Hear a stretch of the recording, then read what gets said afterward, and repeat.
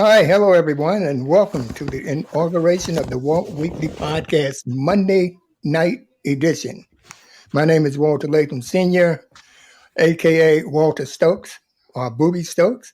I'm your host, and I am joined by your co-host Michelle Sweeney McCombs. Wow, what a special evening we have in store for you and us.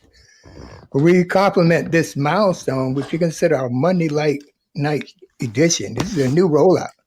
We normally here every Friday at 6 p.m., but we added a Monday night edition, and our guest was gracious enough to be on the show as we roll this new show out. All right. She's a very, very special guest whom Michelle will introduce in detail a little later with her about her background. And I can say that she is a businesswoman, entrepreneur, educator. She's extraordinary. So let's get it on. Michelle? Hey, Walter. Thank you, everyone, for joining our Monday night series of the Walt Weekly Live. Thank you to our live audience for joining the podcast. The Walt Weekly is brought to you by Michelle Sweeney Hair and Skincare. Our intro and outro music is provided by Uncle Nephew. Today's panel member, our weekly panel, returning panel, is Christopher Sweeney out of New Jersey, retired sanitation worker and CEO of Johnny Ruth's Smokehouse. Our next panel member is Honorable Gene Edwards, male district leader out of the 79th District from the Bronx, New York. We appreciate them joining us as always. Guys, thank you. We have a special guest. Dena S. Ramsey is a native of Martin County, North Carolina, and currently resides in Rocky Mount, North Carolina. Dena is a graduate of Norfolk State University and holds a Bachelor Degree of Science in Mass Communications. Founder and CEO of Hodges in Halifax County. Did I say that correct? Correct me if I'm wrong, Yes. Dena. Awesome, thank you. Which employs 14 people with various degrees in early childhood education or related field. Dena is also the founder and CEO of Hope First LLC, a mental health and substance abuse agency licensed by the Virginia Division of Behavioral Health and Developmental Services. Hope First LLC serves citizens throughout the state of Virginia, which employs 37 people with a minimum bachelor degree in the human service field. Dena currently serves on the board of directors for the Halifax-Warren Smart Start, as well as the board of Halifax-Warren, North Carolina Pre-K. She currently serves as president of the Community Women in Action organization, who serves in Halifax, Warren, Northampton, Nash, Pitt, Martin, and Bertie counties. Outside of work, Dena enjoys spending time with her family and serving her community. She's an active member of Roanoke Chapel Missionary Baptist Church in Jackson, North Carolina, Northampton County. She wears a lot of hats, folks. Welcome, Dena. Welcome to the show. I don't think Thank there's you so anything much. else left to say after I made that big introduction, but welcome. I'm sure you can I add more thank you to so it. much for having me. Thank you. Thank you for joining us. And thank you to our live audience and their family members and everybody out in North Carolina. Okay, all right. Dena, how are you today? I'm awesome, actually, and very excited about being here today. Yes, we're very excited to have you. I know y'all guys did a lot of legwork for us, trying to get this show, in people's face, and you did a tremendous job. I want to thank you and everybody that assisted you, and especially my niece, Bridget Stokes. So I'm going to give a shout out to Bridget Stokes. Yay, shout out to Bridget. Yes. All right, so let's get down to some information.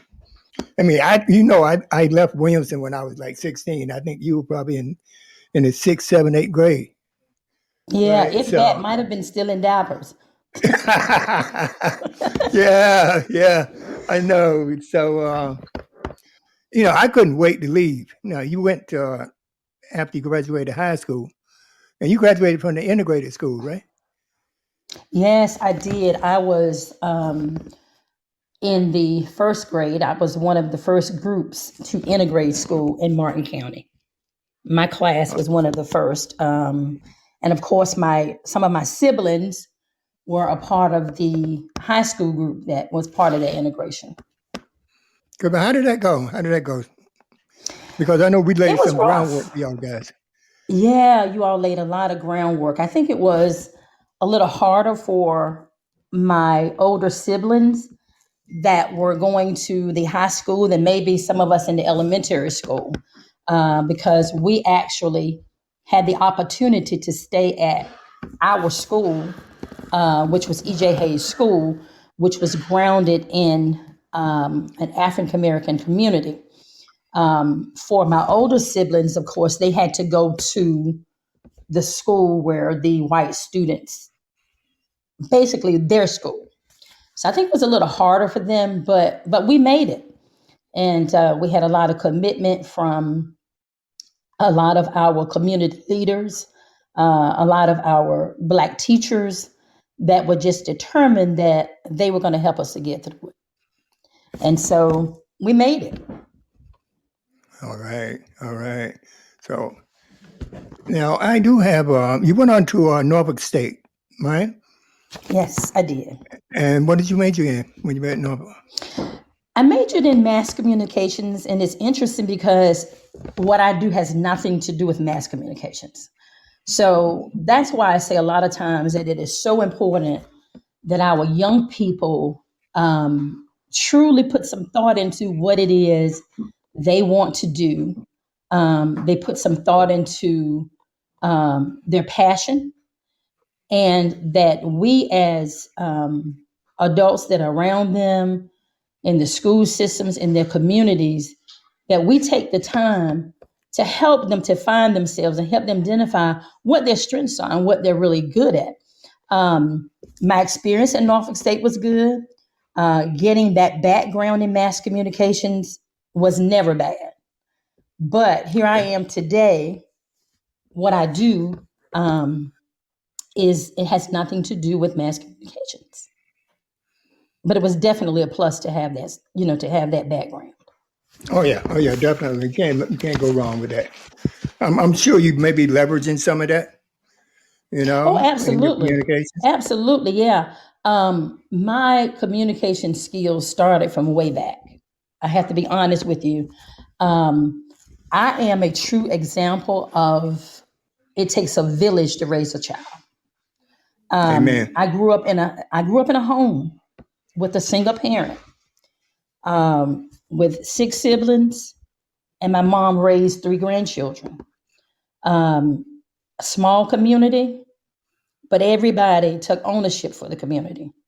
Um, I watched my mom work two and three jobs endlessly, to Yeah, make sure that we had food, to make sure our clothes were clean, to make sure that we were never hungry, we never had lights out. Um, but it was the community that came in to help her to make sure that we were healthy. It was my church community who, at an early stage, put me up in front of the microphone to make me read the announcements, to teach me how to read scripture, to give me that confidence to stand up in front of a congregation, which later has traveled with me throughout my journey in life. And so, once again, we have to take ownership for our community. We have to take ownership for the children that are in our community, and to make sure that they get what they need, whether their parents are good parents or whether their parents are not able to be the best parents. As a community, we are all responsible for them, whether we want to be or not.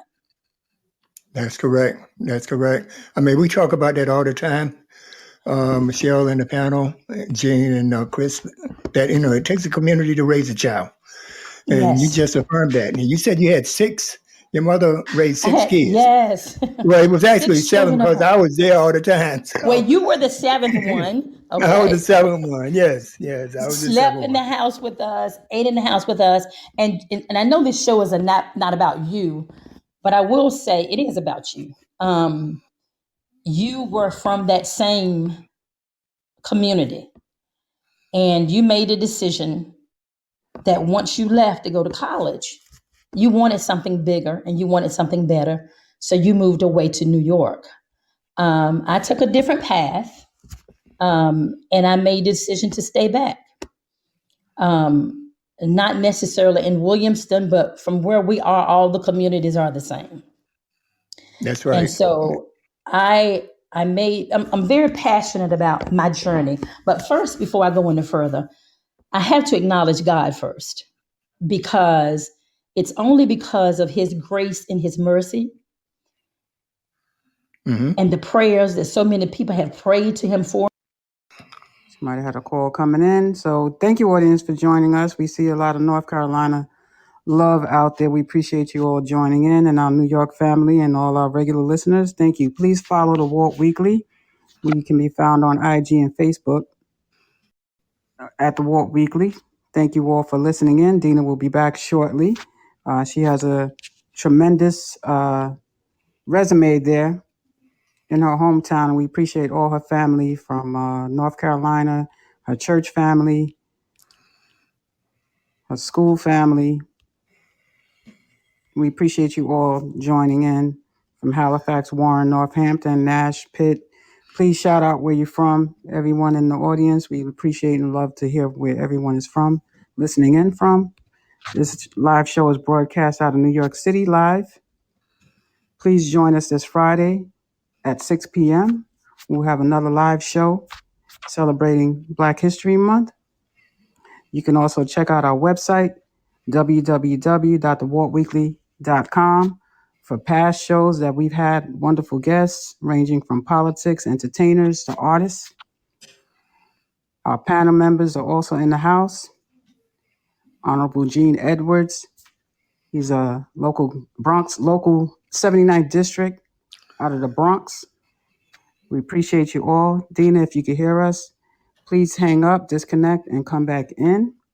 In the meantime, the Walk Weekly is sponsored by All Michelle right. Sweeney Hair Care. Our intro and outro music is provided by Uncle Nephew. You can follow him on IG and Facebook, Uncle Nephew.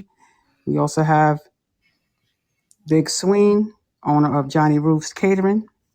You can follow him on IG, Johnny Roof's Steakhouse. Thank you all. Give Miss Ramsey a moment to call back in. We know you all are patiently waiting to hear her again. We thank you. Hey, Williamstown, North Carolina. Williamston. Wilmington. Yes, There she Maryland is. in the house. Maryland in the house. Hey, our family Okay. out there, Rocky Williamston. Mountain. Williamston. Yeah, thank All you right. Hey, I for did Dena. come coming. back in, am I? Yes, you're Yeah, in. you're Thank back. you. Yeah, I kept them Okay, sorry occupied, about Good that. I job, did have a Michelle. patiently call, waiting. That's and shame fine. on whoever that was calling me, because they should be on this podcast. Yeah, Uh-oh. Da, da, just da. hit the send button to, yeah, I had that a little interruption too. LOL. Hey, Fayetteville, North Carolina. Let's get back to the talk. Yeah. Excellent. Excellent. Yeah, as you were saying, Dena. Well, I don't remember.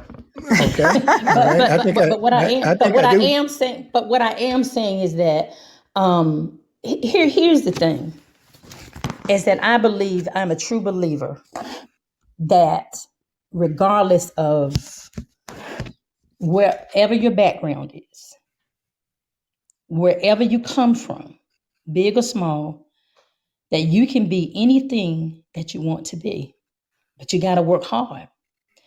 And I will say this, no disrespect to men, but the bar is even higher for women. We encounter Most definitely. more. Um, the disadvantages are definitely more. The discrimination is more in many ways. But what I say is this: is you're gonna get knocked down. You're gonna get beat up. You're going to get stepped on, all of that. But you have to dust off and get back up and go again. Nothing is given to you. It's all about the work, your work ethics. I've stayed up sometimes around the clock, 24 hours. I've had to endure many things, but hard work, I can truly say, it paid off. And I go back to my childhood because my passion is very, very, very deep with it. This is the thing that I made up in my mind. When I was a little girl coming up and I watched my mom work so hard for so little in return, I watched her go and work in the cafeteria at the school, leave there and go work at the cafe. Would get home in time to make sure that we were ready. We had eaten, the house was warm, and held my older siblings accountable for myself and my younger siblings. And when I watch her work, I remember one morning her getting up very, very early. It was so cold. And I looked at her and tears started rolling down my eyes. And I said, this can't be right. It cannot be right. And so I made up my mind that day that I was going to work hard, but I was going to have a lot. And I was going to share my knowledge, my way of life, finances with others that I felt like if they were given the same opportunity and they put in the work ethics, that they would be okay too. I've done that in my profession. When I first, I've been into the childcare business, I will be celebrating 20 years in August. All right. And over the years, I've had people come to me wanting to open up daycare centers. They just didn't know how to get started. They didn't know what to do. They had knocked on other doors and were turned away. And so I would sit them down, show them the steps, give them materials, and even go so far as to give them my policies and my procedures as a guide to open their own. Why? When a lot of people say, well, you just putting a nail in your own coffin. No, I wasn't. Because what I had, it belonged to me. So it's really okay if you go across the street and open up a center. You're still not going to be me. You're going to be you, and you're going to do your thing. And so I've done that so many times over the years because we're supposed to reach back and help each other. We're supposed to do that. In my business now that I operate, I have probably 40% of my staff are young family members, nieces, cousins, siblings, because I just believe in my mind that you're supposed to show other people the way. You're supposed to guide them. You're supposed to help them. Now, I ain't for no foolishness. And I think that all of them will tell you the same thing, that she will help you. She will guide you. But you got to do what's right. And you got to put in the work. And so I'm just grateful for my business. As I said, my childcare facility will be celebrating 20 years in August. We are a 5-star facility. We are one of only 2 private-owned facilities in our county that have been licensed by North Carolina Division of Child Development to be an NC pre-K site. We are one of only 2 facilities in the county that a private owner had Head Start, that's licensed for Head Start. So I'm grateful. But that didn't come to me. It didn't just come, nobody gave it to me. When you're an African-American business or childcare facility, and I got a relative that's on the line and she knows it, to be able to become a 5-star center, they don't give that to you. You have to work for it. Long hours. To be licensed for NC Pre-K or Head Start. Those are things that private owned facilities just don't have. They're state owned. And to be one of the few, I am grateful. But that's a true example of the prices that you have to pay in order to be different. In my mental health agency, we're blessed to be licensed in Norfolk, Virginia, Emporia, Virginia, and Lawrenceville, Virginia. I have staff that I wouldn't replace for anything. I started out, I think we started out in 2008. So this would be 14 years for us in November. 75% of my staff have been with me since the day the business opened, because they're invested in the company.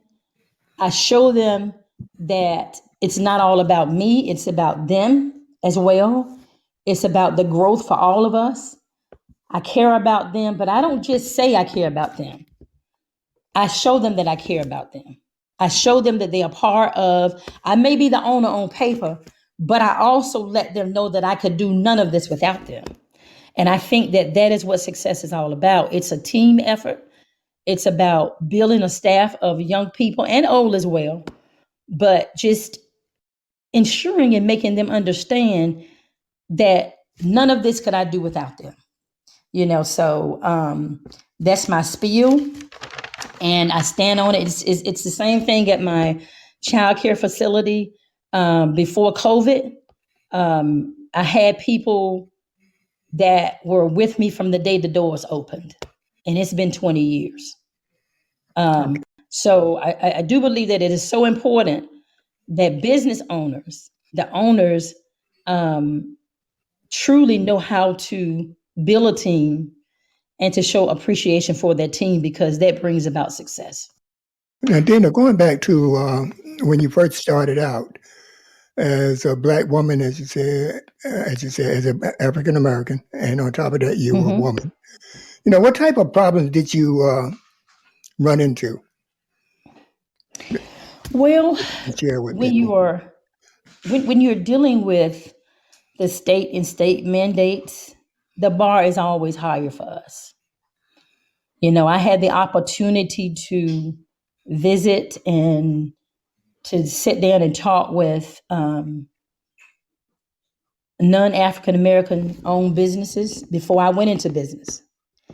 And I would hear them say things like, well, it's okay if you don't have this exactly right, or if you don't have that exactly right.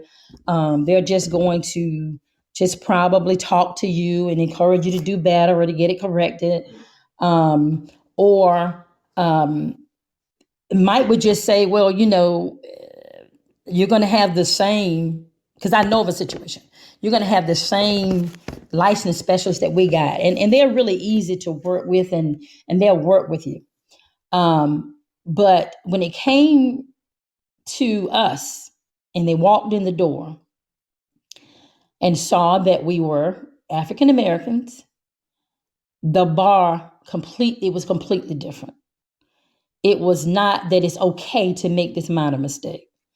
It was that you're just not doing this right. You're just out of compliance.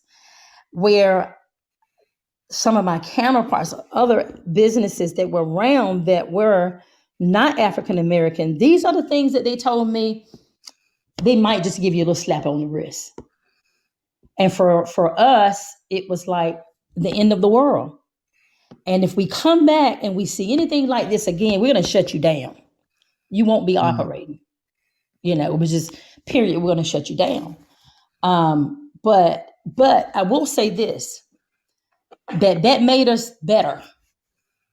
So as bad as it is, I was grateful for it, because it prepared us it taught us how to be prepared regardless as to who walked through the door. Right. So it's bad, but it's supposed to make us better. And we're supposed to, sometimes you got to jump through the hoops Now, I didn't just take it because I'm not one of those kind of black women. I put up a fuss and with a lot of legitimate reasons and with evidence, but they always have this little gray area that they can come back and use as a reason to. And so that's why we have to stay sharp. We have to read, read, read. We have to know the policies. We have to know the laws. Because when you can stand up, knowledge is power. Knowledge is power. And when you have that knowledge, it gives you the ability to not have to just take anything that people dish out to you, especially when it comes down to just pure out discrimination. So, knowledge is power. Very, very true. Yeah. Especially, when you're serving the public and you in an area like the South, but you never left the South. So a lot of things that you probably saw, you were accustomed to seeing, wherein, people that would let's say leave New York and open up a business down there wouldn't understand or know how to maneuver. So you know how to maneuver. Right. It's like black and white, even though you mentioned a gray area. And that Yes. gray area favors, your adversaries in a lot of times, a lot of times rather. But it is Yes, black and yes. white, so Oh, it's right? black and white. There's no doubt about it. It's black and white. It's not like going to New York, where But anyway, I want to defer to the panel before we get too far ahead. Gene or Chris, y'all have any questions for Ms. Ramsey? I'll jump in there. Good evening. I Good wanted to evening. know what made you pivot into the mental health space. Well, And go ahead.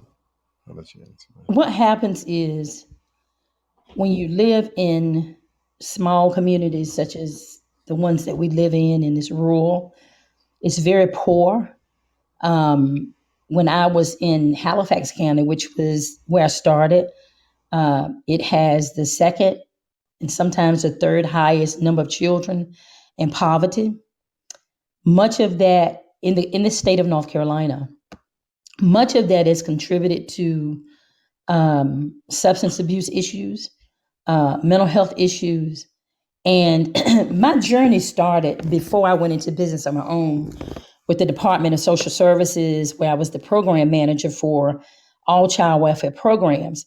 And I worked in foster care and adoptions, and I was an investigator for child abuse and neglect and treatment services. I saw so much in addition to poverty, but I saw so many of our people, our mothers that were losing their children, that had histories of mental illnesses that were never even diagnosed, okay? Because in the communities we live in, those things are kind of swept up under the rug. You don't go to the doctor because you are depressed or because you may think that you have schizophrenia, bipolar. You just sort of live with it. And as a result of that, our children suffer for it. So when I left the agency, I went into childcare first. And I started running into that kind of thing, even in dealing with my parents that was in childcare, the children in childcare. And I made a decision because at that time, I had one of my teachers that was there that left and had been prior, before working with an agency. And she was like, we really should do something about this. And you just have that passion, that love for it. It obvious, it shows in your work every day. And then I made the decision that I got to do more than what I'm doing. I got to do more. I've got to make more of an impact on the root of the problems, why we're seeing so much abuse and neglect, the root of why we're seeing so many people in our communities that are just the alcoholism and those kinds of things. So I felt like if I get into mental health, I could make a larger impact because I would have more one-to-one opportunity to address or to be able to deal with those type of issues. Because at social services, my ability to do that was limited, because that wasn't what we were actually supposed to do on a day-to-day basis. So I made a decision and to go into that field, and I was very, very blessed to have some of the greatest people come to work with me that had more background knowledge and had been in the field already, experienced, and that taught me a lot. Even though I was the owner, but they taught me a lot, and so I feel like over the past 12 years, we definitely have not changed everybody. We haven't helped everybody, but I think we made an impact. And we're going to continue to do that. And I'm so happy that you brought up that question because it's not just in our small community, but mental health is big. It's big all across the world. We're seeing our young people commit suicide. We're seeing people in our families that are going through depression and they're committing suicides, or their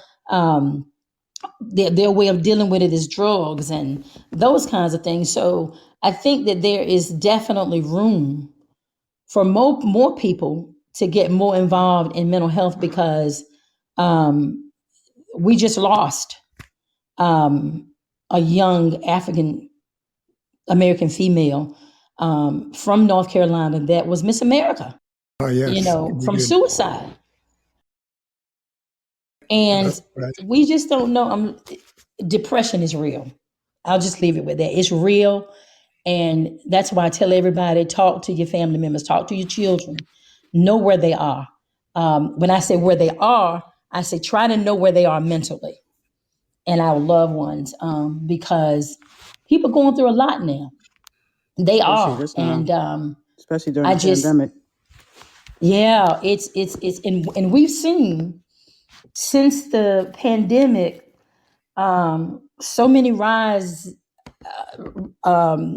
more cases in our agencies that are coming to us as a result of the after effect of it. But the strangest thing is, after the pandemic, it appears that the state is cutting budgets more and more and more for mental health when the budget should be increased. But we're seeing a lot of cuts instead. I was going to And ask you so, about that, Dana. Yeah.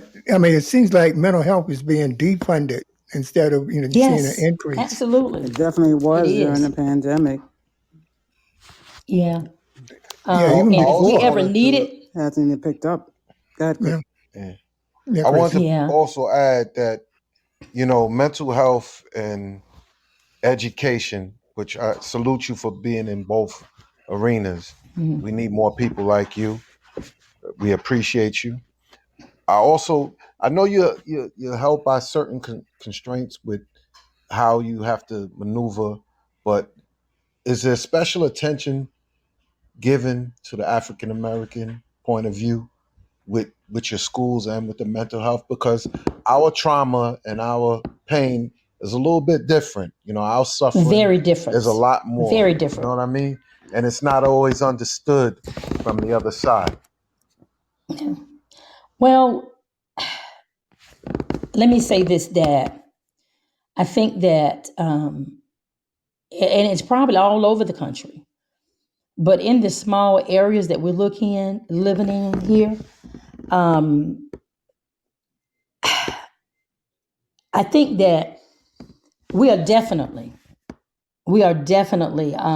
feeling like these days there is I don't want to say a plot, but there are special efforts that are being put out there to, it's questionable whether they want African American agencies to survive or not. things are being put in place that makes it very difficult for small rural African American agencies to be able to survive in mental health. I mean, I'm just going to be frank. I think that in the area that we're in, that we're on a pretty level ground as far as funding and those kinds of things with childcare. But you got to remember, I live in my facility is in a predominantly African American community, county actually. So the playing field almost got to be the same. But I will say, and if I had probably 500 African American agencies that are in mental health, that are in not just my rural area, but in Richmond, Virginia, Fredericksburg, Norfolk, Newport News, Hampton, all across the state, they would join me in saying to you that there's special effort being put out there to defund us, which is a sad thing because in many of the communities we are living in, the point that we try to make to the state over and over again is that the communities we live in look like us. So we're going to be more successful at reaching some of our people because we look like them. So when I send a counselor out to a home and an African American mother comes to the door that was like my mom, maybe with 4, 5, 6 children, that's there by herself, with only her income or maybe public assistance. Who is she more likely going to open up to and talk to? Somebody that looks like her or somebody that can't even begin to relate to her experiences in life? So what I say and what a lot of other folk like me say is, if you genuinely want to turn this mental health thing around, you got to keep us around. And I look at the services that we provide and the quality of services we provide, they are just as good as some of the agencies that don't look like us. And that's unfortunate right now because that's a battle that we're battling all across the state and probably all across the country. Well, I agree that most of the time, I mean, more often than not, when you send people there who understand the problem Yes. and can relate to it, they can better serve the community. And also, I think the motivation is, to medicate our people all the time, and put them on certain medication and get them all drugged up. But that's not fixing the Yes. problem. And, you put them right back in that element where they came from. You're really not, you're just putting a Band-Aid on a dam. It's just going to bust again. So, Yes. when we Yes. do have facilities where the people can relate to the folk that they're dealing with and just have these conversations, because again, our trauma and our pain is different. We got a Totally lot of other different. things that we're dealing with in this country that we got to work through. And, Yes. it's up to us to help each other to get through that. I have a couple of family members myself who in that system, and it's difficult. But, Yes. we all got to band together and we pull together and we try to help them as best we can and try to recognize it ourselves. Once we get Yes. past the taboo of mental health, I think it'll be a lot easier for us to help each other. But, our community, we have to wake up and acknowledge that there is, a lot of mental health issues out there, and we gotta, Yeah, be honest with that's it. the first thing. Yeah. That's the first thing. Yeah. Thank you for answering my question. And I thank you for asking that question because I just think that we need to do more. We need to talk about mental health issues in the African American community more. We need to talk about it, and I think that's something that we shy away from. And if we continue to do that, we're going to have more suicides. And I don't know if you all remember it or not, but I do. I remember when to hear that one of African American killed themselves. That's something we used to didn't do. Yeah, yeah. You didn't hear of it. No, but life, and that's where And we I are now. also want to add, as African Americans in a country that hasn't been kind to us, it is not Mm-mm. out of the question for us to be dealing with mental illness and Right, PTSD, because we have suffered at the hand of people in this country that don't want us to be successful, right. That so is correct. and been brutal to us, just Mm-hmm. literally. So it is not surprising that we do suffer, and but we suffer in Mm-hmm. silence, and we got to stop doing that. you know Yes, absolutely. Well, a lot of this stuff, high blood pressure, diabetes, things of that nature, is a result of years and years of oppression and having to deal with racism, Mm-hmm. right? So, yeah, Yes. I mean, it's going to blow up. The dam has to burst sooner or later. I think Yeah. that's what we're seeing now. Yeah. That is what we're Yeah. seeing now. Gene, Yeah, I'm here. yeah, you have any comments for Miss Ramsey? Yes, earlier in the broadcast, Miss Ramsey, you stated that, you said no disrespect to the brothers, but, black women have it harder.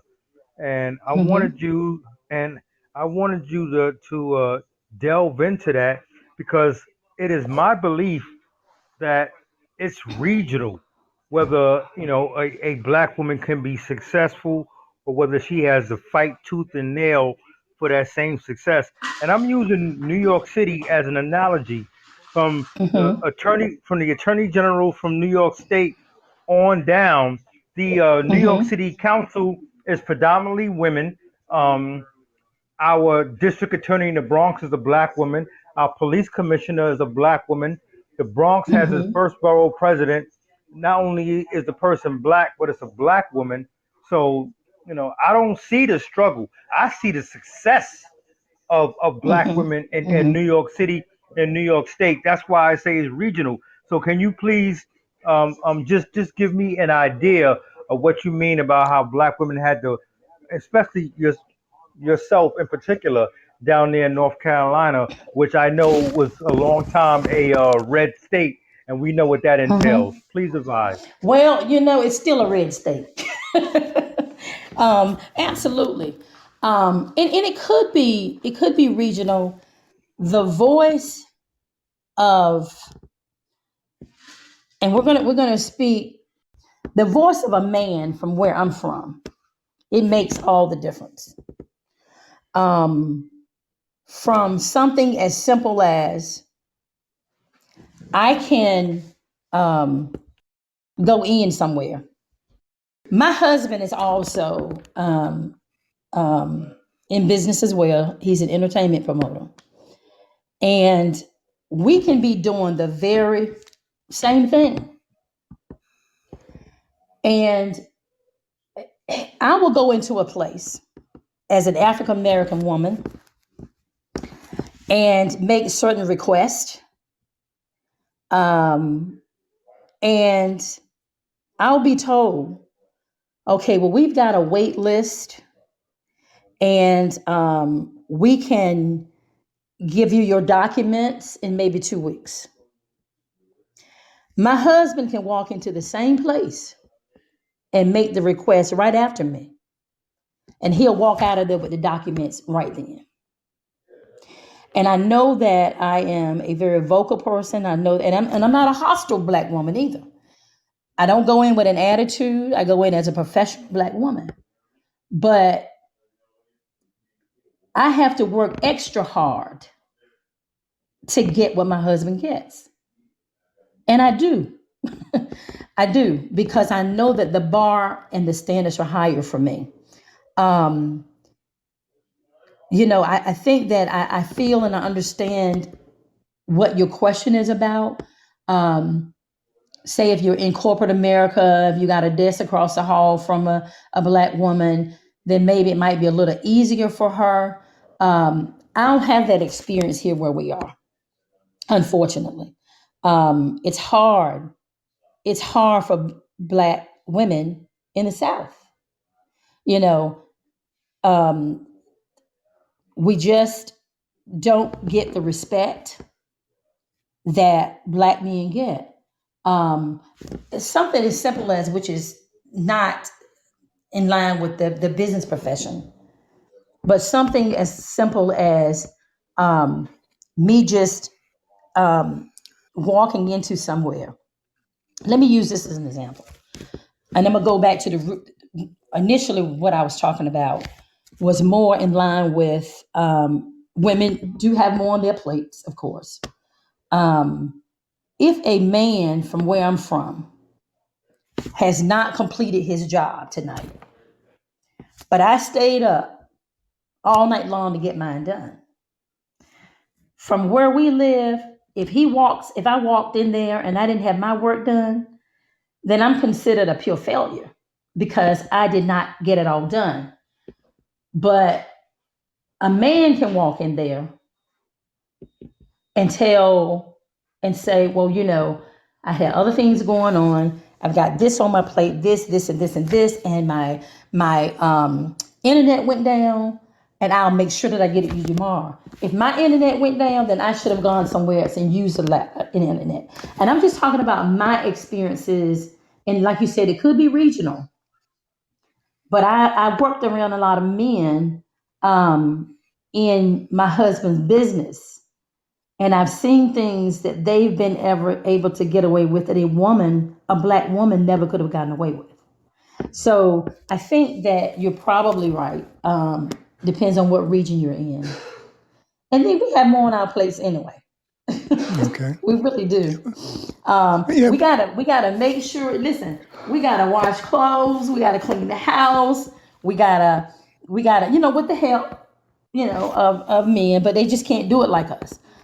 We gotta make sure after working 12 hours that the kids got what they need, that they are educated, that they are, most women in the South, we have the majority of household responsibilities when it comes to domestic work. And so we've got to do all that stuff too. So I was talking about it from a business standpoint, just from my experience with what I've seen myself do in my business, and my husband can get away with a lot less. And that's not me being bitter or anything like that. It's just the way it is. So it ended up probably being more regional, I guess. But don't you think that perpetuates as far as it would be detrimental to men if they don't have to have all their work done the same as you do? Don't you think that's a negative? Well, I do. I do think it's a negative, but somehow they're able to get away with it, or somebody will make sure it gets done. I want to pivot. And so we Dena. kind of have to just make it happen. Okay. Yeah. I'm going to go back to childcare. But before I do that, Michelle, do you have anything for Dena? Any questions? No, you guys covered it. Chris tapped on the mental illness, which is what I wanted to ask about, but she tapped Yeah, it was on it, deep. so I'm good. Yeah. Yeah. All right. Going back to childcare. Now, I was reading that that's one of the most expensive things in a Oh, family wow. budget It is is. childcare. Right? It's up there with It the is. rent or the mortgage almost in some cases. How are people coping? I mean, you being a service provider, what are y'all guys doing to try to mitigate or assist people? It's tough. It's tough. Because of the community I live in, or my business is in, probably 80% of my parents are able to get subsidy, where the state and federal government pay a large portion of their child care, because otherwise they couldn't afford child care. It is very expensive. And it has to be because in order for us to get good teachers, we've got to pay competitive rates. We got to pay them what they're worth. So it is necessary, unfortunately, that the rates are such that they are, but they're able to get subsidy. But even with subsidy, some of my parents still can't afford the share that they have. So I, as an owner, give a small grant for those parents who cannot afford it. Those funds come from when I do fundraisers or from other types of community resources. And so we kind of supplement those parents, parent fees who cannot afford that subsidy amount, that their share of it. So childcare, let's just say hypothetically, $1,500 a month for a baby. Then the state may say we'll pay $1,000, but they got to pay $500, and many parents can't afford $500. So that's where my scholarship program kicks in, and we try to supplement them as much as possible, which is hard because donations and those kind of fundraising things have not been good during COVID, but we just manage to do as much as we can. And what about COVID? Let's talk about COVID a little bit. Oh, How's that impacted you in preparation and meeting protocols and things like that in North Carolina? it has been really tough in childcare. Initially, it wasn't because mostly adults were the ones that were being diagnosed, and then the last few months we've had just an outburst of children that are being diagnosed with COVID. So we just try to take all necessary precautions that we possibly can. We teach the children how to take care of themselves. We make sure no one comes into the building other than the children or the staff. And it's been tough because children, of course, they don't want to wear a mask. Right. And they want to touch, they want to play, they want to interact. So it's been extremely, extremely hard on our staff. It impacted the way we do business and mental health greatly because during the peak of it, our counselors could not go out into the homes and meet with clients face to face. So it had to be done virtual, which we don't feel was as effective. But we had to do that in order to make sure that everybody was safe. So it has greatly impacted everybody. Everybody has been impacted by COVID. Okay. Now, going back, you mentioned virtual. Yes. Were y'all guys doing instruction virtually, or how did that work? Well, our child care facility never did close. We've stayed open during the entire time. We've had a couple of cases of COVID that we've closed in order to allow the children to quarantine. But during the peak of COVID last year, we never did close because we have a lot of our parents who have are essential workers. They work at the hospitals, the doctors, and they're first responders. So they still Right. had to go to work. And so I had to ask my staff to sacrifice themselves to still be able to come in and provide care for the children. And so I take my hats off to them because that was a tough job. Wow, I can imagine. You didn't have any breakouts wherein y'all guys were cited for being the start of a surge or something like that? Fortunately, you didn't have that, No, right? we knock on wood, we were not. We're blessed and grateful as far as that's concerned. Yeah, give me an idea, and I'd love that chair. You got to send me that chair when you tie that office chair that you have. You So got to you send it love to the your uncle. chair. Yeah, you got to send it to Yeah. me. It looks so comfy. Got to send it to Uncle Booby. Yes. Yeah, give me a idea of give us an idea of a typical Dena Ramsey day. Wow. Since COVID, do most of my work from home now. And so when I hit the floor in the morning, the daycare is calling me or the mental health agency, somebody's calling and We've got a case of a client. And so I deal with issues that go on in the facility all day.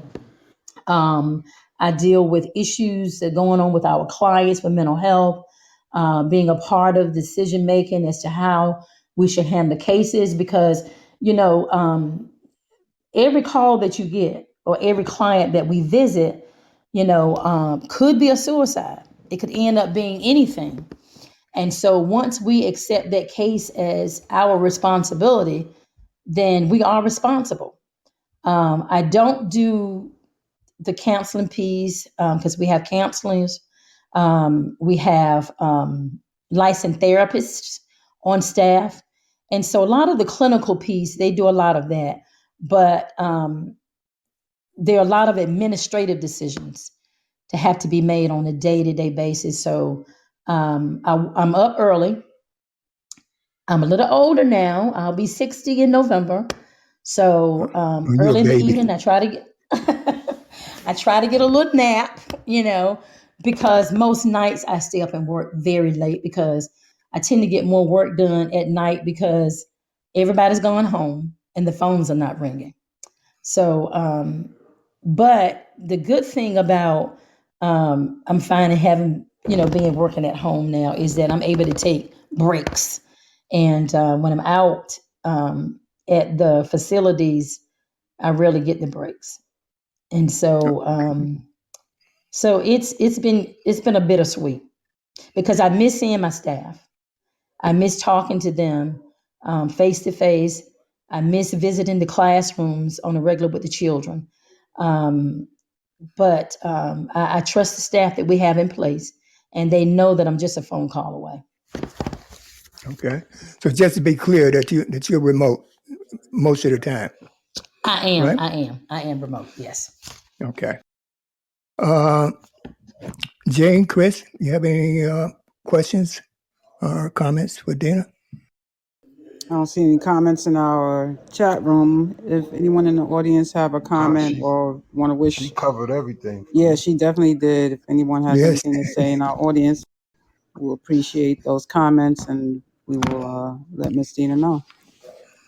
All right. No, Dena, I do have a couple of questions. I know that you serve on the board of directors of the Halifax-Warren Smart Start, Yes. as well as several other roles that you've taken on as president of.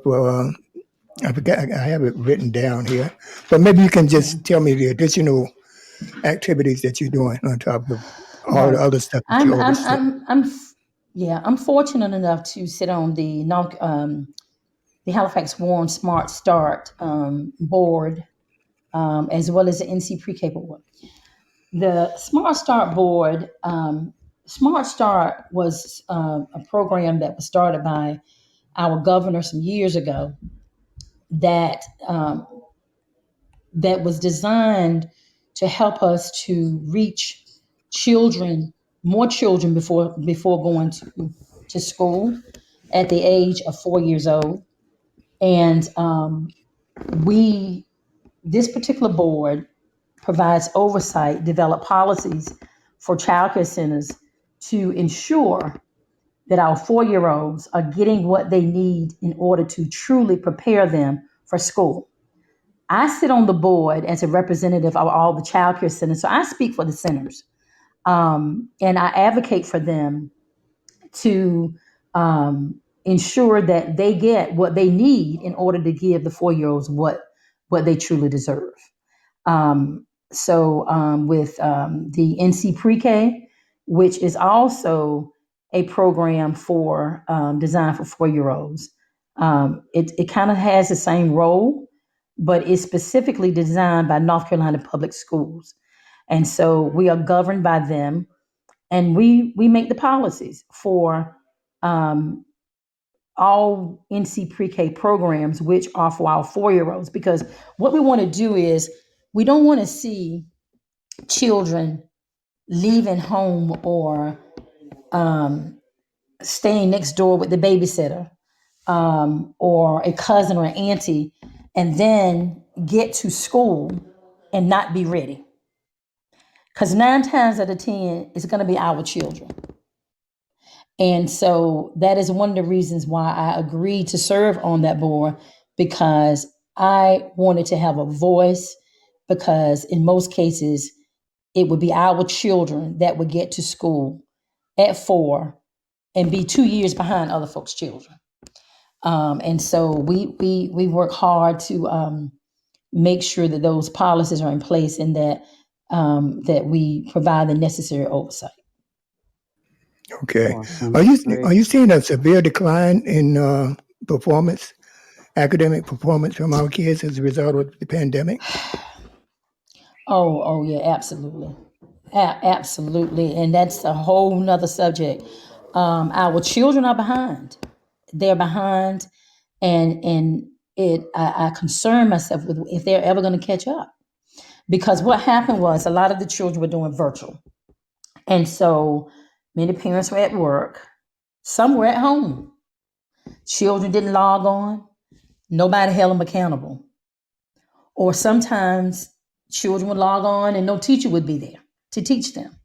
And so I can say to you that unless there is a child who had a parent that were really, really, really invested in making sure that their children got what they needed, in most cases, those children are at least a year behind in school. And some probably even more, because you got to remember, some were already behind. So, and it's scary because I don't know where that's going to take us. I don't know where it's going to take our children after this whole ordeal is over. Yeah, that seems to be the common thought across the country, as it applies to African American kids and other minorities, is that they've fallen behind a couple of years at least. And Yes. what are the ramifications, in the future? Yeah, definitely. And then definitely. too, we have to, yeah. And then too, there were some parents that didn't know how to help them because they didn't get it. They came out of school or dropped out of school, and they are not knowledgeable enough. They don't know how to help their children. So those children only forms of getting it was in school. So for the almost 2 years, year and a half that school has been out, those children haven't been getting anything. Yeah, and you have to also deal with them in reference to their social skills have been impacted. Absolutely. Definitely, Absolutely. definitely. I want to step in real quick and give some audience shout outs that are in here. I'm not sure the name, VYE. Thank you, Auntie Dena. You have done a wonderful job on this podcast. Van X, Dena is a giver to her family and community. She extends herself wherever she is needed. Proud of my sister, Kimberly. Awesome job, Auntie. I'm proud to be one of your employees. GTM, awesome podcast. Mama, you are truly an inspiration. Love you always. PTXJ, great auntie. Shayna speaking facts. Florida family listening. Van X, she admired Oprah Winfrey as a youth and once wrote Oprah a letter to find out how can a Black woman become successful. She had a vision then, but Oprah never responded to her letter. But she kept the dream of success, and with success, she can help others. That's awesome, Van. Candace, okay, she got proud of you, Auntie. Tasha, you are a blessing to everyone. Montre, outstanding interview. We appreciate your family, Walter's family, also out of North Carolina. Thank you all for those comments. We thank you, and I appreciate the support of my family being on tonight. They are always my support system. Always my. I just don't know of any time that I've called on them that they were not right there to support. And so I say this, that once again, it takes a village, and I mean a village. And I hope if none of us, anyone take anything out of this tonight, is to remember that it takes a village. And when we look at our children, we talk about children being so far behind in school, it's going to be up to us to You're come right. up with ways and creative ways to help get our children caught up, whether it be to start small tutorial programs in our communities that they can come after school or Saturday tutorial services, whatever it may be. It's going to be up to us to help our children to get caught up because it's not going to happen otherwise because nobody's going to do it for us. We've got to do it. And so there's nothing too small that every one of us can't do to contribute to that particular to that thing of trying to make sure that our children get caught up. That is my goal. That's my mission for the upcoming years. That's great. And I like that. I like that phrase that you said. It's we have to do it. We have to do it. We can't wait for anybody else to do it. We have to. It's our responsibility. Yes. That's right. Okay.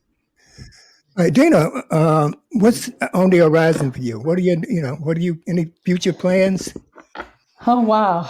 Well, as I was just saying, for sure, no doubt about it. I've been trying to, and see, here's the thing, is that I'm fortunate in many ways. I say blessed because God has given me a voice that I have been able to reach people and convince family and friends to jump in and just sort of make things happen. But not as big project as I'm going to ask them in the near future. I do want us to come up with some creative ways to work with our kids and help them get caught up. That's big on my agenda. It really is. I'm proud to say that I'm about to be a grandmother for the first time. All right, all right. Congratulations. Congratulations. I'll be a great uncle. I'm making, yeah, a great uncle. I've been blessed with one daughter, and she is due to deliver April the 2nd. So I'm very excited about that. Very, very excited to be able to share with my granddaughter or my grandson. Oh, please don't let my husband hear that. My grandson, my, some of the things that I am looking to do with my grandson. I definitely want to be able to assist my daughter in any way to make sure that he gets on a good path to be a strong Black male. And I want to do more of this kind of stuff that I'm doing tonight. I want to be able to talk more to young people and those that are in my family and around my with my coworkers. They know I have a strong passion for young people, and I want to see more of this. I want to see more of these type of platforms. I want to see more young people around me get involved in these platforms. Because I will say I've had a lot of family members that young people that listen, and some of them don't listen. But when they don't listen, we still supposed to keep talking. Yes, When they yes. don't listen and they decide that they're going to do everything that we tell them not to do, we're still supposed to keep talking and keep talking and keep talking. And after a while, the idea is that they will hear something. And so that's what it's all about for me at this point. As I said before, I'll be a proud 60-year-old in November. So I'm All not right, trying sit to down. take on I'm not trying to take on too many other big projects as far as opening new businesses or anything at this point, but who knows? But I want to share more of what I've been blessed with, and to be able to convince more people to get more involved with the community and to take our community back. Because I just don't think that no one can save our communities the way that we can. Absolutely.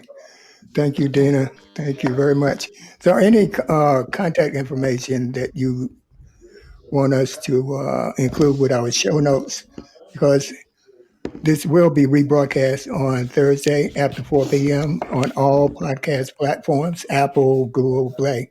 Michelle will go into more detail, but if you could share that with us, she can put it in the chat room now. Otherwise, you can email it to us and we'll embed it in the show notes for Thursday. Okay. Okay. All right. Now, I before we will. move, yeah, I'm sorry. Go ahead, Dina. No, go ahead. Now, I want to Cause know see, you whether can't have the me up here. They'll tell y'all talk all night. You can't have me up here. So you I gotta love cut it. me I off. love it. I love it. I love it. You sound just like my Aunt Helen, your mother. You sound Yeah. just like her. You look just like her too. Yeah. Thank you. So, Chris, Jane, y'all guys have any closing? I just want to say you're a fantastic guest. Thank You're you. passionate. I love it. Continued success. And it's great to see somebody in the education realm, but you rarely see somebody in both the education and the mental health realm. It must be a calling for you, and you're Thank you so blessed and much. continue doing great work. Thank you so much. I truly appreciate it. Yeah, Jane. Yeah, I just like to simply applaud you, Miss Ramsey, for recognizing that education and mental health work in tandem, and you have mental health professionals on site, and you make sure that the students are taken care of, because it's Yes. kind of hard to study and learn if you're suffering from mental trauma, whether it be at home because your parents are fighting, or you're hungry, or as you stated, watching your mother get up early in the morning and it's cold and you cry because you wish you could help her, but right now you Yes. just are not at that point in life where you could be of an assistance. So recognizing that education and mental health work in tandem, I applaud you on your discovery and what you've done. Thank you. Thank you. Thank you so very much. All Thank right. you. Anise, thank you. This has been a wonderful show. I'm so glad that you took the time. What you can do for me, for your uncle, is get Mr. Ramsey Yes. on to come on. I'm very interested in hearing about Mr. Ramsey. I want him to come on. You can come on with him, That's a you know. that's a tough job. Yeah. You But telling I me. do I want yeah, but I'll work on it though. But I do want to say this in closing. I'm Yeah. so appreciative to you all for this podcast. And for those don't know the history, Walter Latham, Uncle Booby is who he is to me. And I just am so appreciative for you reaching out to me, that you thought enough of me and my life, my journey, to have me on the show. I am so appreciative. And I just want to say this because it was on my mind when I got on here, is that I tell people all the time, don't look at me and look at my success, because I'm gonna say success, okay? I'm not rich, okay? But I will say that I have blessed, both my businesses are very blessed. And but what I do want to say is this: is nothing happened overnight though. Okay. Hard work, it starts early. I started babysitting when I was in the 5th grade for my school teacher and my relatives. From there, I started working in tobacco because I was determined that my mama needed her money for her bills and she didn't have any money to be giving me to buy other things. From there, I went to work on the Manpower program, which was designed for children from low income families. And then from there to college, and I never stopped working. And I never, ever, ever stopped working. So nothing is going to come to you overnight. It's going to take some hard work and some long hours. And we as parents have got to learn that it's okay for our children to work at a young age. It's okay because we've gotten to a place as a people that we feel like, well, I don't want my child to go through what I went through. Well, what's wrong with us having worked the way we did? It didn't kill us, right? Nope. So it's okay. It's okay. And I just wanted to put that spiel out there because a lot of people look at people like Uncle Booby, or they'll look at me, or some of you all too as well, because I'm looking at some of the roles that you have, and they think that this stuff came overnight, but it didn't. It came with a lot of sweat and tears, and a lot of working at young ages as well. That's my Amen. spiel.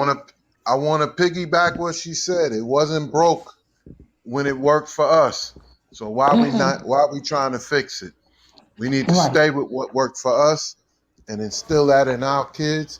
There's nothing wrong with hard work and a little sweat. That's right. Right. That's Amen. right. Amen. Amen.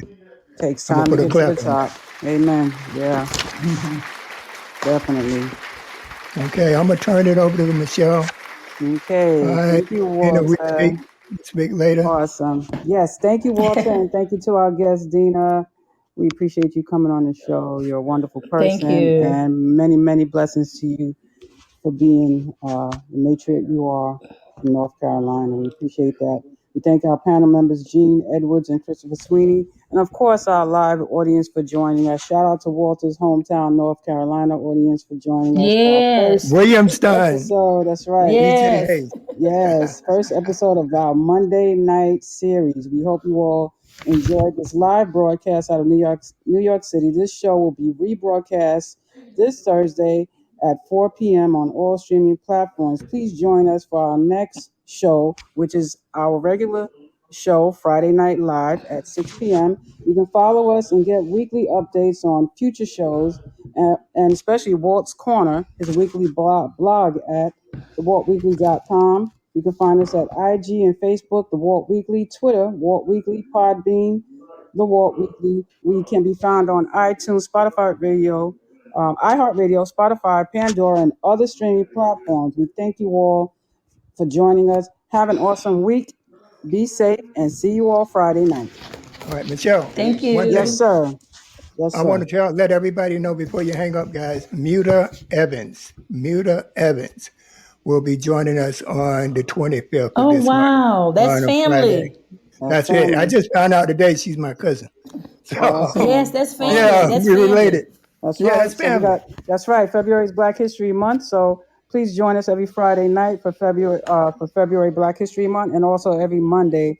Starting tonight was our first episode for the Monday night Successful series. Monday. That's Very right. successful, Monday and movers. that's right. And next month, especially next month, is Women's History Month.